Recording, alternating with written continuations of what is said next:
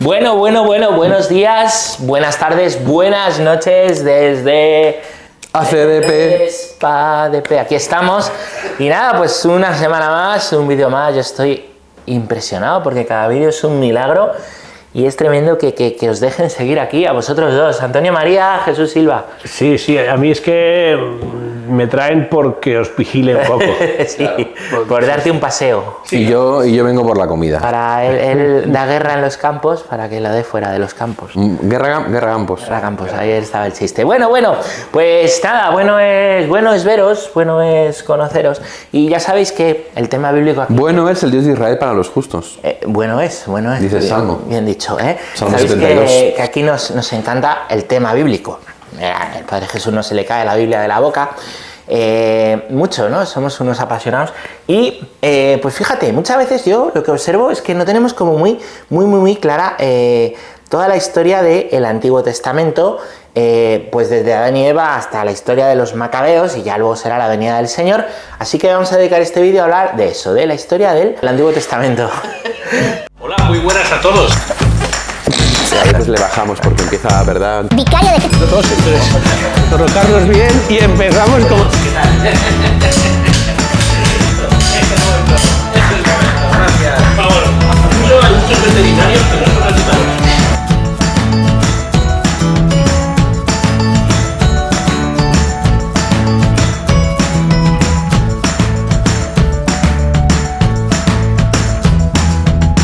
La historia del pueblo de Israel, no confundir con el Estado de Israel, sino la historia del pueblo de Israel, que tiene que ver, pero la historia del pueblo de Israel, desde sus fundamentos hasta el presente. Siempre se ha dicho una cosa. El Estado de Israel tiene 60 años. Sí, el año 48. Y el pueblo de Israel tiene 6.000 años. Vamos a empezar con la precuela. Como las buenas películas tienen precuela, ¿vale? Antes de pues la llamada de Abraham, empieza el libro del Génesis, ¿vale? Con una serie de capítulos, una serie de historias que nos cuentan los orígenes del mundo, ¿no? Y ahí lo primero que vamos a leer en el libro del Génesis es la creación de Dios, que se hace en 7 días, nos indica la plenitud, y Dios, que lo primero que va a decir es, se hizo la luz, va a pronunciar una palabra, acordaos, porque en el inicio del Nuevo Testamento la palabra se va a hacer carne, pues ahí va a comenzar la creación que termina con el descanso. Por eso el pueblo hebreo, el pueblo judío, el 7º día, que no es el domingo sino que es el sábado, ¿vale?, lo van a dedicar al descanso.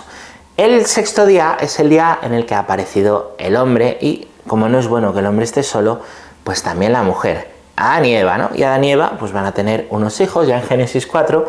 En Génesis 3 se nos va a narrar la caída de Adán y Eva, ¿no? El pecado original, la serpiente, la bicha, ¿no?, que venía ahí de Santa María del Campo Rouge, ¿no? Y bueno, Con la cara de Antonio María. después de esa caída se nos... Soy Antonio María. Después de esa caída se nos va a narrar cómo Adán y Eva son expulsados de ese jardín. A la puerta se ponen 2 querubines que impiden la entrada. Esto es interesante, pero no nos metemos mucho ahí. Y bueno, pues ya después se nos va a hablar de los hijos de Adán y Eva, Caín y Abel, ¿no? Caín mató a Abel, Caín, que era el que se dedicaba a los frutos, mató al que era pastor, que era Abel. Curioso, porque entonces Abel es una imagen de Cristo, que también va a ser buen pastor. Que da la vida. Efectivamente. Continuará pues un poquito después las historias, se nos hablará después de los descendientes de Caín, de Abel, se nos va a hablar de un tercer hijo de Adán y Eva, que se llama Set y partido. Chiste un poco malo, ¿vale? Antonio María no lo ha pillado, ¿vale? Menos mal que fue hombre, si no sería Zeta. Y bueno, ya se nos empieza a hablar de una serie de hombres que son los patriarcas antes del diluvio, ¿no? No antidiluvianos, sino antediluvianos, ¿vale? Prediluvianos, hasta que llega un momento... Llega un momento en el que, bueno, pues estamos, lo diré ahora, ¿no? Pues la tierra está muy corrompida y el único justo de la época se nos dice que es un tal Noé. ¿Os suena, no? ¿Noé? Este Noé. El del arca. El del arca, efectivamente, ¿no? Que va a hacer un arca, preciosa imagen de la cruz, porque era de madera, y preciosa imagen de la iglesia, como ese lugar, pues que en medio de las aguas y las tormentas del mundo nos va llevando a refugio seguro. Por eso Noé también prefigura a Cristo, una vez más. Y bueno, pues después de esos 40 días y 40 noches en el que ha habido diluvio, Dios cesa ese diluvio, va a aparecer una primera alianza de Dios con los hombres a través del arco iris, en la que Dios promete no volver a hacer eso sobre la tierra. Bueno, cuando bajan las aguas, salen de las aguas. Después, un poquito más adelante, se nos va a contar que, pues otra vez, si siempre es lo mismo, el hombre se vuelve a corromper, empiezan a estar diciendo, pues vamos a volver al pecado que nos dijo Antonio María, que nos dijo la serpiente. ¿Qué vamos a hacer? Pues vamos a escalar al cielo.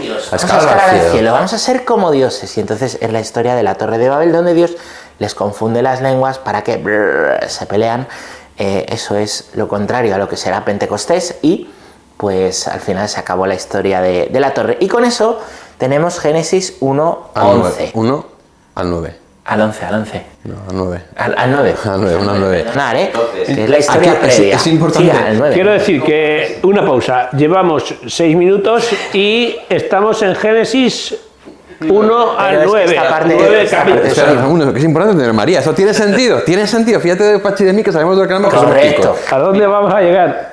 Génesis 1.9 dice la Iglesia en un documento que sacó que no pretende ser radicalmente histórico.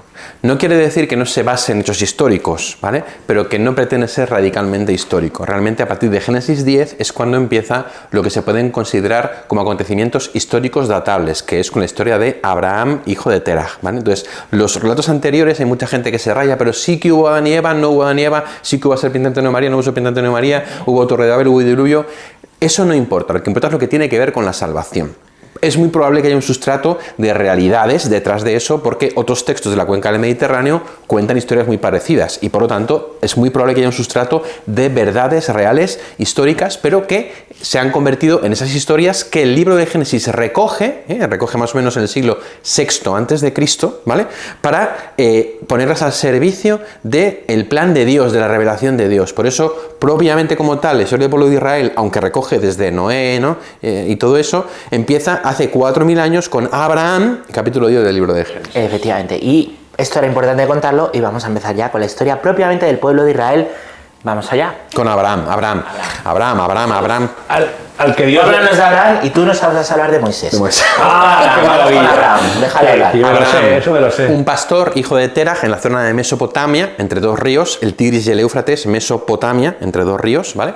Y allí... todo el mundo lo sabe. No, pues daba su... No, lo he explicado porque no todo el mundo lo sabe. De ahí hipopótamo, debajo del río. No, caballo de agua. Ah, casi. Hipo, Por hípica. favor, que la gente se va. Tengo hipo. Bueno, perdón. Entonces, en Mesopotamia, cada familia tiene a sus dioses territoriales, dioses familiares, dioses no sé qué. Y Abraham de pronto recibe la llamada de un dios distinto, Yahvé. ¿Ya ves? Que le dice, sal de tu tierra, ya ves, Noé, sal de tu tierra y vete a la tierra que yo te mostraré y a ti te tengo un gran pueblo. Entonces de repente Abraham recibe la llamada de un dios desconocido, que es un dios único y que exige un culto único, que solo se le dé culto a él, no a otros dioses, nada de idolatría, nada de sacrificios, no, a él, de humanos, no, a él. Entonces Abraham, escuchando la voz de Yahvé, les sigue. Entonces recibe una promesa que va a ser el padre de una gran nación cuando él era anciano y su mujer era estéril. Y efectivamente se cumple a través de su mujer Sara, que da lugar a su hijo Israel. Con una esclava llamada Agar había tenido a Ismael. Los ismaelitas son todos los pueblos árabes, los habitantes de Palestina que no eran judíos, los fenicios, todas estas ramas, lo que hoy consideramos el pueblo árabe, ¿vale? Y en el desierto, Ismael y su madre pasan sed, y viene un ángel del cielo y les da de beber. Esto explicado en la Biblia. Y el lugar donde el ángel dio de beber a Agar y a Ismael es la Meca. Por eso van a la Meca en peregrinación, y por eso lo tienen como un lugar, porque se consideran ismaelitas, y por eso somos todos hijos de Abraham, judíos, musulmanes y cristianos. Y la Biblia dice también de Ismael que será como un burro en celo que se dedicará a dar coces a todos sus hermanos durante el resto de su existencia. Así lo dice. ¿Y tenía otro hijo Abraham entonces? Claro, Isaac, ¿no? Que significa risa, ¿verdad? Risa. Isaac, y entonces que es hijo de Abraham, mantiene la promesa. Isaac tiene una historia muy complicada, muy divertida, que os recomiendo leer, es un personaje. A su vez tiene a Jacob como hijo, y Jacob es el que tiene los 12 hijos, que son los que formarán las 12 tribus de Israel, entre ellos José. José, que es el penúltimo y que por envidia es entregado a sus hermanos porque tenía una túnica sin mangas, ¿no? Con mangas, una túnica con mangas, formada de la cruz, perdón, es un tipo de Cristo, es entregado, llevado a Egipto, pero es bendecido por Dios, y entonces el pueblo de Israel, cuando hay un tiempo de hambruna, como José está allí, eso es la historia, la sabéis todos porque habéis visto el príncipe de Egipto, pues se va, no, el príncipe de Egipto no, el sueño de José. Los sueños de José, no sé qué de los sueños, de algo de eso.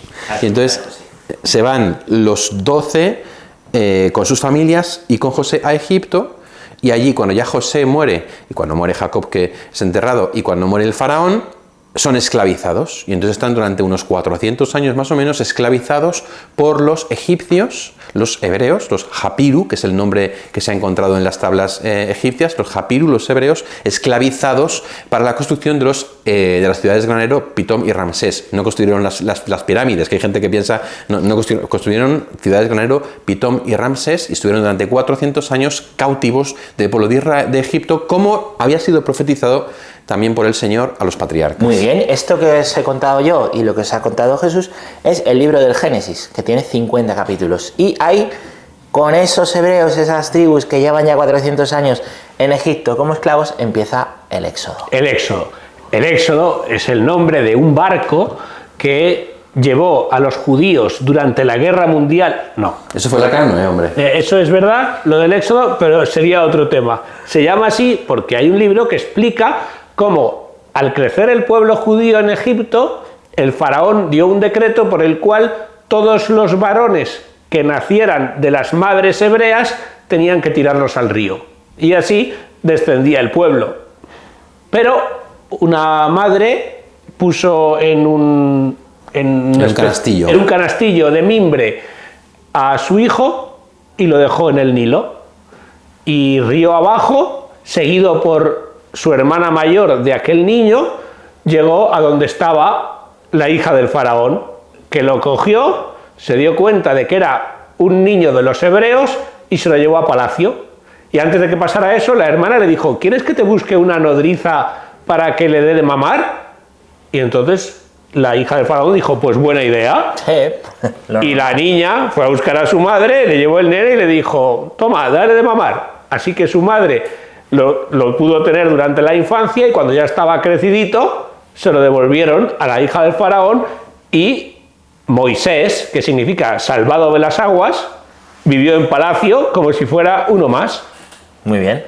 Pero él sabía de su raigambre judía, de su raza, y vio cómo un egipcio mataba a un israelita y le dijo: ¿por qué has hecho esto? Y mató al egipcio. Poco después se supo entre el pueblo, y uno de los hebreos le dijo: ¿qué pasa? ¿Alguien te ha nombrado juez entre nosotros, o es que me vas a matar a mí como mataste al egipcio? Y Moisés se dijo: la cosa se ha sabido. Y se marchó. Y se marchó a vivir fuera. Porque si me quedo aquí, los egipcios se van a dar cuenta y me van a matar. Y se fue al desierto, donde ayudó a que unas chicas dieran de beber al ganado, y se lo llevaron con su padre a las tiendas donde habitaban, y allí, en ese momento tenía 40 años, y vivió 40 años más. Hasta que vio en la falda del monte Sinaí como una zarza ardía sin consumirse. Fue a ver la zarza, y de la zarza oyó estas palabras: descálzate, que la tierra que pisas es santa. Entonces se estremeció, se puso de rodillas, y fue cuando le dijo que tenía la misión de ir a salvar al pueblo. Y cuando Moisés le dijo: ¿y cómo quieres que lo haga si yo no sé hablar? Dijo: irás con tu hermano. ¿Y quién le digo que me envía? Y es cuando le dijo: yo soy el que soy. Y tú les dirás: yo soy, me envía a vosotros. Por eso los israelitas nunca dicen yo soy, que traducido es Yahvé, para no tomar el nombre de Dios en vano. Y Jesús dijo: yo soy, un montón de veces. Yo soy la vid, yo soy el camino, yo soy la verdad, Claro, yo soy la vida, yo soy la puerta. Entonces Moisés, después de recibir esa llamada de Dios, se va a Israel, y con Aarón, que era su hermano, se presentan ante el faraón para sacar al pueblo de Israel. Ahí el faraón se niega, están las 10 plagas que todos más o menos conocemos, hasta la plaga de los primogénitos, en la cual se celebra la primera Pascua, que significa paso, el paso del Señor en medio del pueblo, ¿no? Se sacrifica un cordero, con la sangre del cordero se untan las jambas de las puertas para que la muerte pase de largo. Es toda una prefiguración de Cristo, el Cordero de Dios que quita el pecado del mundo, y entonces después de esa última plaga, el faraón deja salir al pueblo de Israel, que sale y atraviesa el Mar Rojo, que el Señor abre para ellos, escapando, como sabemos todos, de los egipcios, y entonces iban a entrar a la tierra prometida. Era la tierra que Dios había prometido a Abraham. Abraham, siglo XX a.C., Moisés, siglo XV a.C., entonces iban a entrar a la tierra prometida, que lo había prometido ya Abraham, Isaac y Jacob, y por fin lo va a cumplir 500 años después, pero el pueblo de Israel, al haber salido de la brutalidad, de estar muy embrutecidos de todo el tema de Israel, de Egipto y tal, no sé qué, las nuevas leyes, haberlo olvidado a Dios, tienen una tendencia idolátrica, a idolatrar. Entonces, cuando Moisés se va al monte para buscar las tablas de la ley de los 10 mandamientos, ellos dan culto a un becerro de oro. Entonces, el corazón del pueblo se endurece, Moisés dice, esto no están preparados para nada, y entonces el Señor les hace peregrinar durante 40 años por el desierto, antes de entrar a la tierra prometida, donde por fin entran, ya una vez muerto Moisés, con Josué. Los descendientes de los judíos en la tierra prometida se la encuentran ocupada por un montón de pueblos, pues los hititas, fereceos, heveos, jebuseos, y entonces bajo el mandato de Josué y luego de los jueces, como por ejemplo Sansón o Débora o Gedeón, que son pues como jefecillos del pueblo, van expulsando y venciendo a todos los pueblos que había allí y dejan unos pocos, que eso es lo que Dios había dicho que no hicieran, y entonces habitan la tierra prometida, pero no es tan buena como se les había dicho, ni mana, leche y miel, ni era la bomba, ni no sé qué. O sea, se dan cuenta de que en el fondo lo que les había prometido el Señor a través de sus patriarcas no era una tierra, porque esa tierra de hecho no era la mejor. Y entonces están ahí con Josué y con los jueces, pues tratando de salir adelante un poco como pueden en la tierra prometida durante bastante tiempo, hasta que llega el siglo más o menos 11 a.C., en el que sucede algo muy importante. Ay, Dios ha ido haciendo promesas con el pueblo, ¿verdad? Tenemos os he contado la de Noé, nos ha contado la de Abraham, a Moisés, y ahora lo que promete Dios es una dinastía de reyes, ¿no? Y entonces, después de la época de los jueces, empieza la época de los reyes. Un retoño brota del tronco de Jesé. Jesé, que era padre de 9 hijos, pues va a ser elegido. ¿Para qué? Pues para que uno de sus hijos se convierta en un gran rey. ¿Y de todos cuál va a ser? Pues como pasa siempre en la historia de la salvación, donde Abraham fue padre siendo muy viejo, Sara fue madre siendo estéril, Moisés sacó al pueblo de Egipto hablando con el faraón siendo tartamudo, pues el más pequeño, es que a Dios le importa mucho, que no demos cuenta que las cosas las hace él, el más pequeño, David, va a convertirse en rey. Y tenemos ahí esa escena cuando David, que ha bajado al campo de batalla donde están contra los filisteos a llevar la comida a los hermanos, que el tío no sabe ni luchar, dice así, yo, y pues va a ser el que con su honda y 5 piedras, le bastará una, pero 5 eran las llagas de Cristo, ¿no? Va a tirar la honda y a vencer a Goliat y le harán rey. Y empieza esta época de los reyes. ¿Cómo se llama el hijo de David? Salomón, y bueno, pues vamos a ir teniendo ahí toda una historia. David entra en Jerusalén para ser rey montado en un pollino, porque quiere decir ese gesto que va a ser un reino de paz. Cuando son reyes que van a gobernar de una forma guerrera, entran a caballo. Y ese gesto de rey de paz es el mismo gesto de realeza que utilizará el Señor para entrar en Jerusalén el Domingo de Ramos, porque es hijo de David y también quiere un reino de paz. ¿Pero qué va a pasar ahora? ¿Problemas? David, perdón, entra en Jerusalén, que significa visión de paz. Salem Alecum, os suena, ¿verdad? ¿No? Salem y Jerusalén es visión de paz. Cristo llora mirando Jerusalén porque no está en paz, ¿no? Pues fijaros, como siempre, Dios les ha dado la dinastía a los reyes, pero va a llegar la corrupción de la concupiscencia de los hombres, ¿no? Y entonces se divide el reino con los hijos de Salomón en 2 reinos, el reino del norte y el reino del sur, que cada uno tiene sus reyes, y entonces en ese tiempo en el que hay 2 reinos distintos y los pueblos pues del norte y del sur están peleados entre ellos, el Señor va a mandar a los profetas que les van a hacer entender al pueblo de Israel que lo que les prometía no era una tierra física, sino un Mesías, es decir, alguien que iba a ser descendiente de David y que iba a cumplir todas las promesas que había hecho el Señor a Abraham, Isaac, Jacob, Moisés, a todos los patriarcas, pero de un modo excelente y extraordinario, que sería rey, profeta y sacerdote, y todos los profetas anuncian al pueblo de Israel que tiene que convertirse, que tiene que cambiar y que tienen que prepararse para la venida de el rey del Mesías, vamos, de que viene siendo el Mesías, ¿no? Y eso sucede pues durante toda la época, desde el siglo más o menos octavo, séptimo antes de Cristo,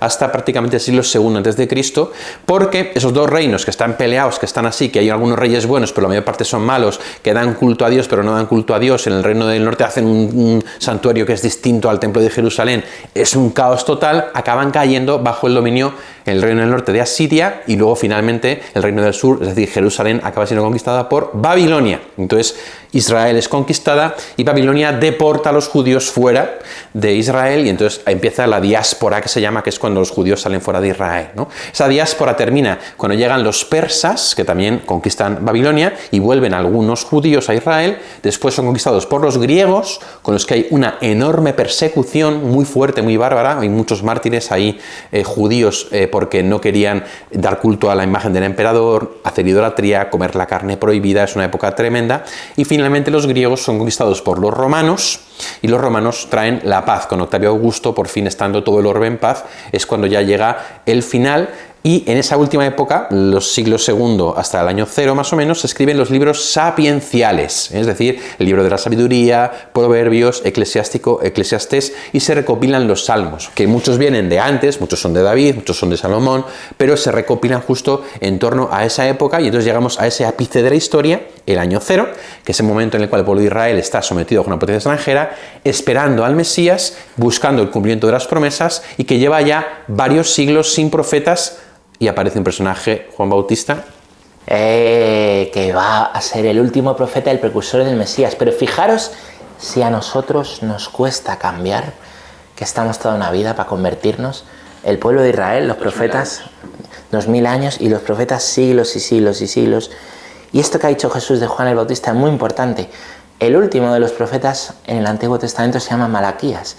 Y Malaquías termina su libro anunciando la venida de un último profeta. Y así empiezan los 4 evangelios, ¿eh? La vida pública de Jesús. Antes de esa vida pública, salvo los que cuentan la infancia, se dice que aparece ese último profeta, que no era el Mesías, sino que señala al Mesías diciendo: este es el Cordero de Dios que quita el pecado del mundo.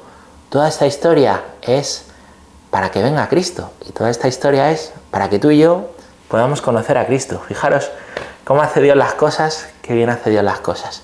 Pues fijaros que todo esto, toda esta historia, tejemanejes, es por ti y es por mí. Y fijaros cómo Dios, en medio de una historia de delíos, va guiando la historia para llevarla al cumplimiento definitivo.